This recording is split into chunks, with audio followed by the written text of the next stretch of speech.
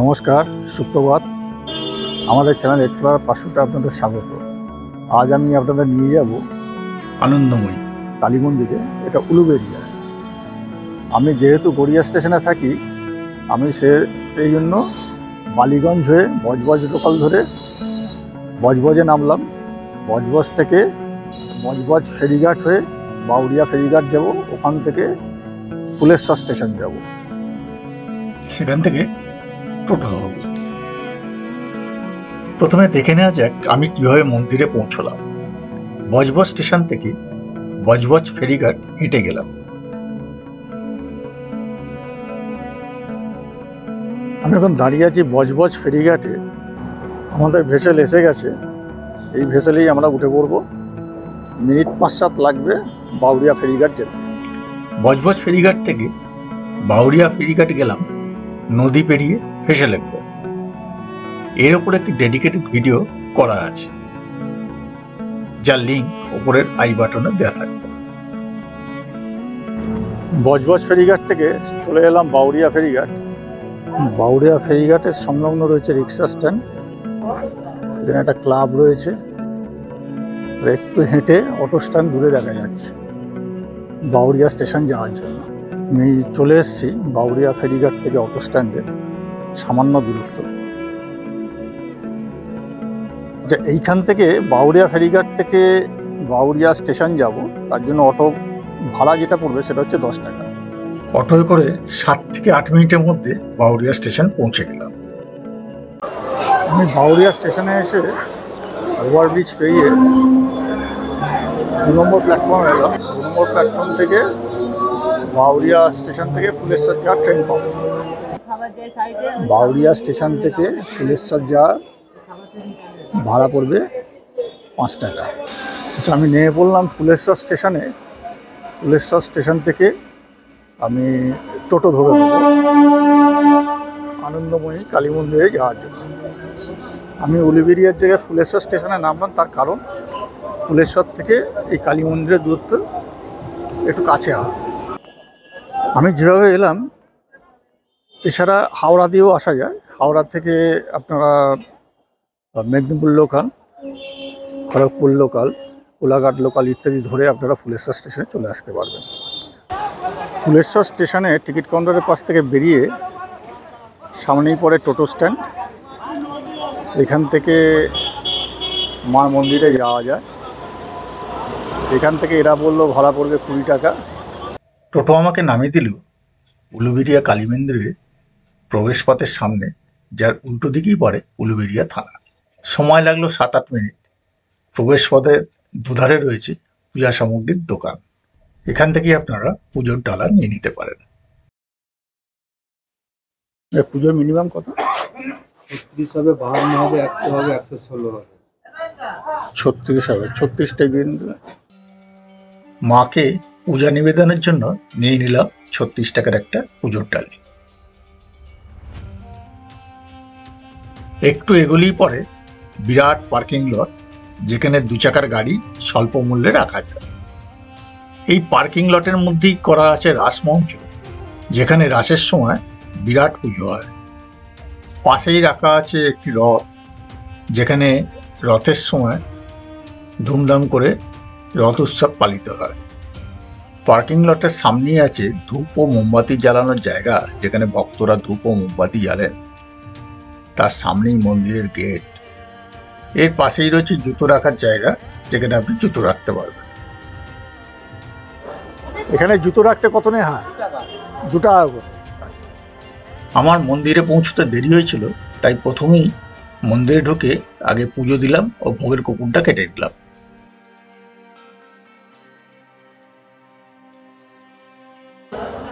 মন্দিরের প্রধান গেট দিয়ে ঢুকে ডান দিকে পড়ে দুর্গা মন্দির, আর তার ঠিক বাঁদিকে পড়ছে গোবিন্দনাথ মন্দির।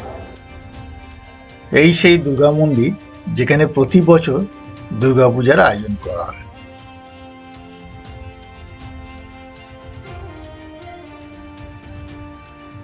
দুর্গা মণ্ডপের উল্টো দিকে অবস্থিত এই গোবিন্দনাথ মন্দিরটি বেশ সুন্দর, পরিষ্কার পরিচ্ছন্ন। 1964 সালে নবরূপে নির্মিত এই বিরাট নাট মন্দিরটি মার্বেল পাথর দিয়ে বাঁধানো। দূর দূরান্ত থেকে এসে ভক্তরা এখানে পুজো দিয়ে বিশ্রাম নেন।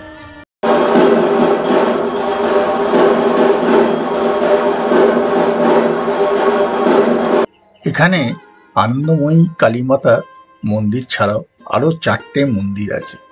চলুন আমরা দেখে নিই মন্দিরগুলি। দুর্গা মন্দিরের ঠিক পাশেই রয়েছে সাবিত্রী মন্দির। এই মন্দির নির্মিত হয়েছিল 1923 সালে। আপনারা সকলেই জানেন সাবিত্রী ও সত্যবানের কাহিনী।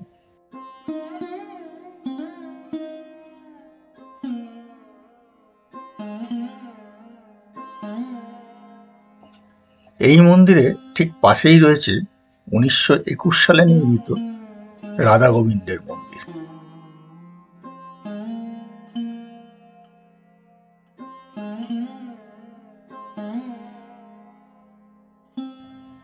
রাধা গোবিন্দ মন্দিরের পাশের মন্দিরটি কি সুন্দর দেখুন, এর গঠনশৈলীও অপূর্ব।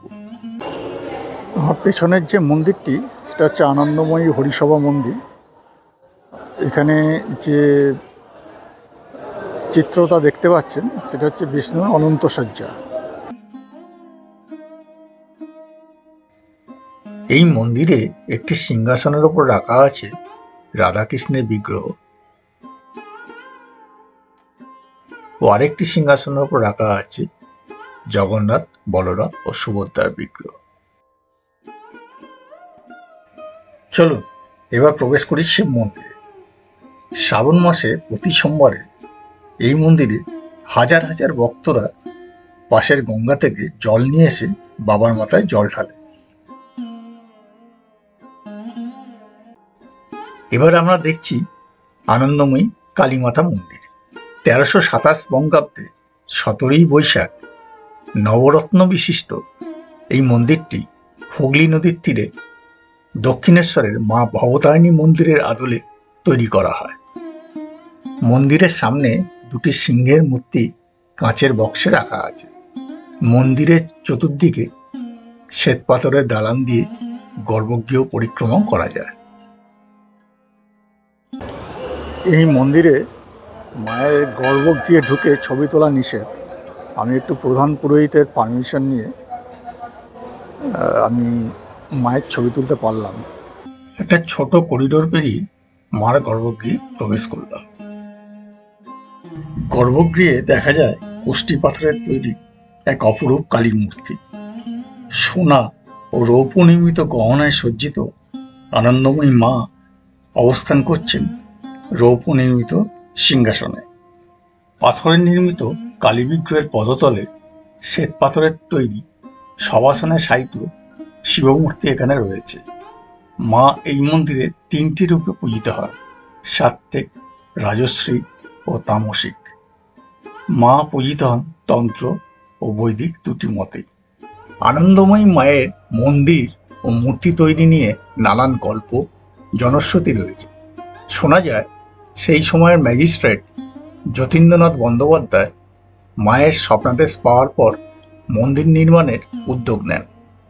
আন্দুল রাজ শৈলেন্দ্রনাথ মিত্র মন্দির নির্মাণের জন্য জমি দান করেন।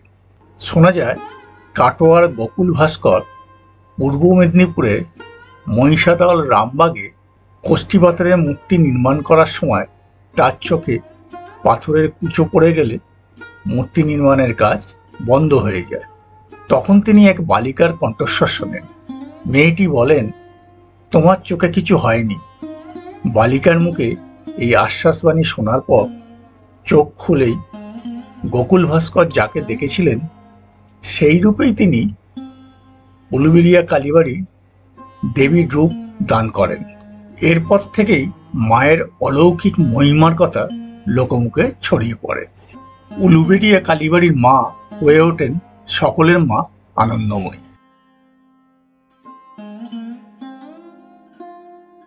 আচ্ছা, আমি এই আনন্দময়ী মাতার কালী মন্দিরে এসে এখানকার প্রধান পুরোহিত চিত্তরঞ্জন বন্দ্যোপাধ্যায় দেখা পেয়েছি।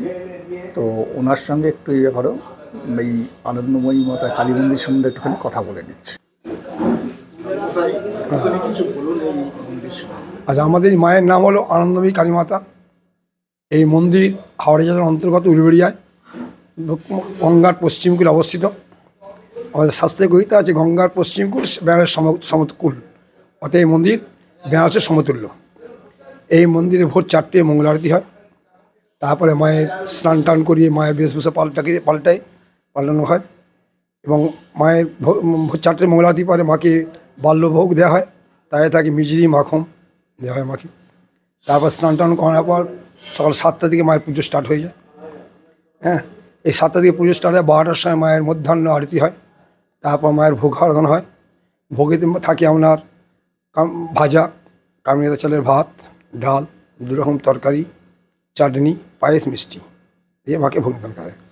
ভোগ আরম্ভ হয় আমাদের বৈকাল 12:30, এই দুপুর 12:30টায় আরম্ভ হয় ভোগ। 12:30 থেকে 1:30টা পর্যন্ত মায়ের ভোগ চলে। 1:30টার পরে মায়ের একটু শয়ন হয়। শয়ন পরে আবার 2টো থেকে মায়ের একটু পুজো আরম্ভ হয় যাত্রীদের জন্য। 2টো থেকে 3টে পর্যন্ত মন্দির খোলা থাকে। 3টের পরে আবার মন্দির বন্ধ হয়ে যায়। আবার ঠিক বৈকাল 5টার সময় মন্দির খোলা হয়। মন্দির খোলার পরে মাকে বৈকালিক দেওয়া হয়। তাদের তাকে মায়ের জন্য ফল, মিষ্টান্ন, হ্যাঁ, ছানা এইসব দেওয়া হয়।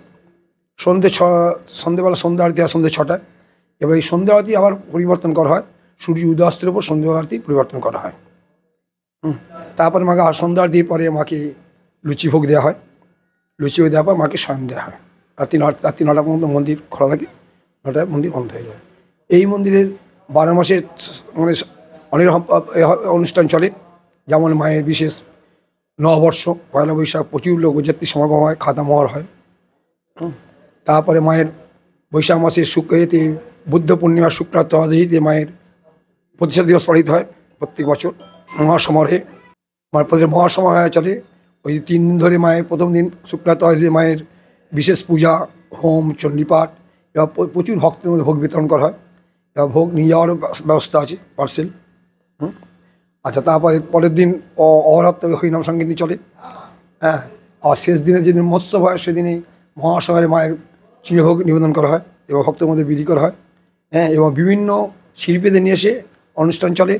এবং মায়ের প্রথম দিন যেদিন প্রতিষ্ঠা দিবস হয় সেদিনে মহাসময় রাত্রে আতশবাজি প্রতিযোগিতা চলে, দেখানো হয়, দেখার মতো একেবারে আতশবাজি হয়। বলে এবার মৎস্য করিয়ে এই মন্দির ওই অনুষ্ঠানটা সমাপন করা হয়। এই তারপরে চলে আপনার জ্যৈষ্ঠ মাসে আপনার হয় মঙ্গলচণ্ডীর পুজো হয়। আষাঢ় মাসে এখানে রথযাত্রা আছে, রথযাত্রা হয়। শ্রাবণ মাসে এখানে শিব মন্দির আছে, শিবের পুজো হয়, প্রচুর লোকের সমাগম হয়। এবং শ্রাবণ মাসে বা শনি ঠাকুরের এখানে পুজো ভক্তদের ভিড় হয়। মহাসমারোহে শনি পুজো, শনি পুজো চলে।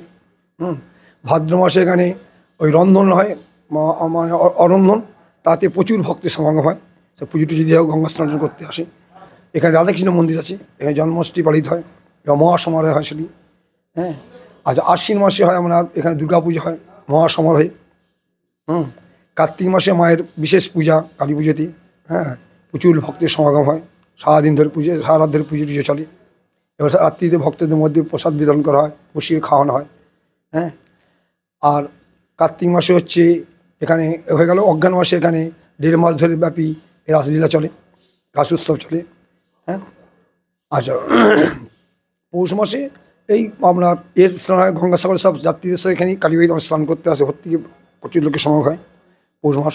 মাঘ মাসে এখানে সরস্বতী পুজোর প্রচুর ভক্তদের সমাগম হয়, দেখা মানে মধ্যে ঢোকা মুশকিল হয়, যেমন সরস্বতী পুজোর ভিড় হয়। ফাল্গুন মাসে এখানে দোলযাত্রা হয়। দোলের এখানে আমাদের নিয়ে বেরোনো হয়, গোটা উলবেড়িয়া মানে প্রদক্ষিণ করা হয়, পরিক্রমা করা হয় দোলযাত্রা নিয়ে। চৈত্র মাসে শিবের গাজনটা জানা। এইবার বিভিন্ন অনুষ্ঠান দিয়ে কালীবাড়ির অনুষ্ঠান চলে আর কি। হ্যাঁ, এবার এখানে থাকার বস্ত্র আছে, ভক্তদের মধ্যে ভোগের ব্যবস্থা আছে।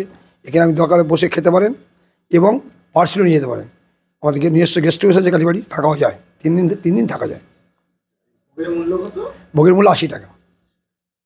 এখানে থাকতে হলে এখানে মূল্য 250 টাকা। ডকুমেন্ট আপনার লাগবে, আধার কার্ড লাগবে, ওহেরি যে থাকবে তাদের আধার কার্ডের জেরক্স ছবি জমা দিতে হবে। না, এখানে ফোনে বুক হয় না, বলে রাখলে হবে, কিন্তু আমাকে দেখতে হবে খালি আছে কিনা, দেখে দেওয়া সেই ব্যবস্থা হয়।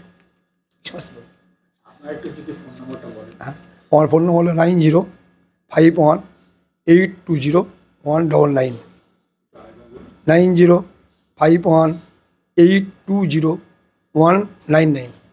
ঠিক আছে। এই মন্দিরে এসে আপনাদের ভোগের কুপন কাটতে হবে এই আনন্দ ভবনে এসে।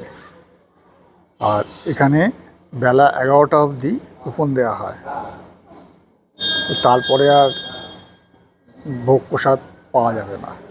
দূর থেকে যারা আসছেন তারা যদি রাত্রিবাস করতে চান সেরকম বন্দোবস্ত এখানে আছে, এখানে থাকবার ঘর পাওয়া যায়, কিন্তু এখানে এসেই বুক করতে হবে এই আনন্দ ভবনে এসে।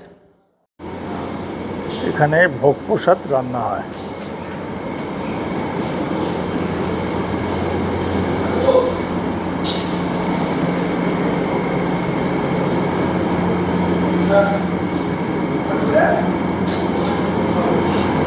ভোগ প্রসাদ রান্না হচ্ছে। আজকে কী হবে মেনু কি? আজকে মেনু কি? মেনু কি আজকে? আজকে হচ্ছে এঁচোড়ের তরকারি আর ফুলকপি আলুর তরকারি, আর বাঁধাকপির তরকারি আর এঁচোড়ের তরকারি, ডাল, ভাত, পায়েস, চাটনি। এখানে আজকে কজন খাবে? আজকে 18 জন। আর এমনি মানে ম্যাক্সিমাম কতজন লোক খেতে পারে? 70-80। আচ্ছা।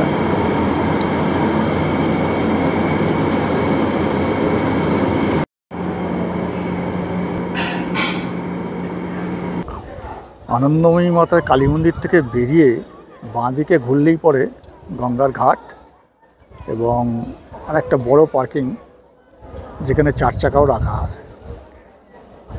আর তার পাশেই হচ্ছে আনন্দ ভবন, যেখানে এই মন্দিরের পক্ষ থেকে ভক্তদের থাকবার ব্যবস্থা করা হয়।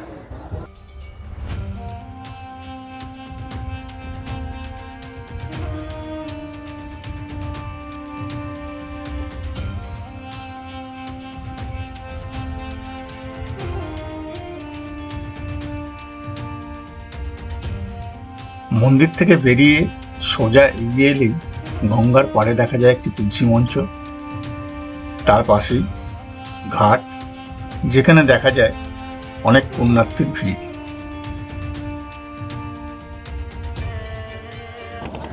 আনন্দময়ী মাতার মন্দির সংলগ্ন এই ঘাটে এসে আপনারা গঙ্গাবক্ষে একটু ঘুরেও বেড়াতে পারবেন, গঙ্গাই বলুন বা হুগলি বলুন, নদীবক্ষে ঘুরে বেড়াতে পারবেন। এখানে নৌকা ভাড়া পাওয়া যায়, পার পার্সন 50 টাকা করে ওরা ভাড়া নেয় আর কি। আধ ঘন্টা নদীবক্ষে ঘুরিয়ে দেবে ওরা।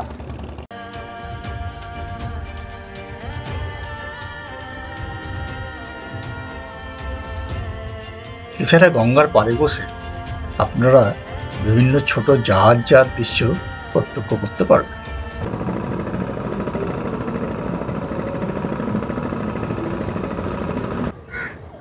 গঙ্গার পাড় থেকে এই মন্দিরের পেছনের দিকের দৃশ্য, পিছন থেকেও মন্দিরকে দেখতে খুব সুন্দর লাগে।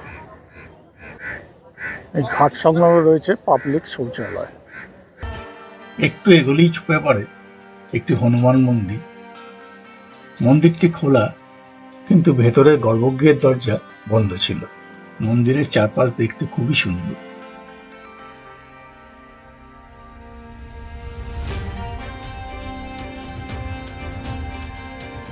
হনুমান মন্দিরের পাশের এই উলুবেড়িয়া ফেরিঘাট থেকে ছোট নৌকায় করে একটি খাল পেরিয়ে আপনারা ফুলেশ্বর স্টেশন যেতে পারবেন। এর সামনে দেখা যাচ্ছে ফুলেশ্বর বিবির চড়ার মাঠ। এই গঙ্গার পাড়ে প্রচুর স্টলও আছে দেখছি, ফুচকা স্টল, আইসক্রিম স্টল, এবং বিকেলবেলা এখানটা মোটামুটি জমজমাট পরিবেশ থাকে। এবার ফিরে এলাম মন্দিরে ভোগ প্রসাদ গ্রহণ করার জন্য। মন্দিরের পাশে রাখা এই মাটির পাত্রে করে ভোগ পার্সেল করে নিয়ে যাওয়ার ব্যবস্থা আছে। মন্দিরের পাশেই মার যে গর্ভগৃহ, তার পাশে ভোগ প্রসাদ দেওয়ার জায়গা। এখানে ভোগ প্রসাদ দেওয়ার সময় দুপুর 1:30 থেকে, তাই আমি ভোগ প্রসাদ খেতে বসে গেছি। ভাজা, আচ্ছা আচ্ছা আচ্ছা, অনেক ধন্যবাদ। অন্ন, ডাল, এঁচড়ের তরকারি বাঁধাকপির তরকারি, চাটনি, পায়েস ও মিষ্টি। ভোগ প্রসাদ খাওয়া হয়ে গেল। আজকে আমার ভাগ্য ভালো যে মাকে যে ভোগ দেওয়া হয় সে ভোগটাও আমি পেয়ে গেছি। এবার যাওয়ার পালা।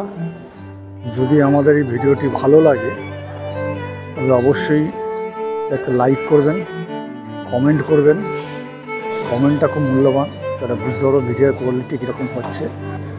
শেয়ার করবেন প্লিজ মানুষজনের মধ্যে। আর নতুন হলে আমাদের চ্যানেলটাকে সাবস্ক্রাইব করবেন। ভালো থাকবেন, পরের ভিডিও আবার দেখা হবে।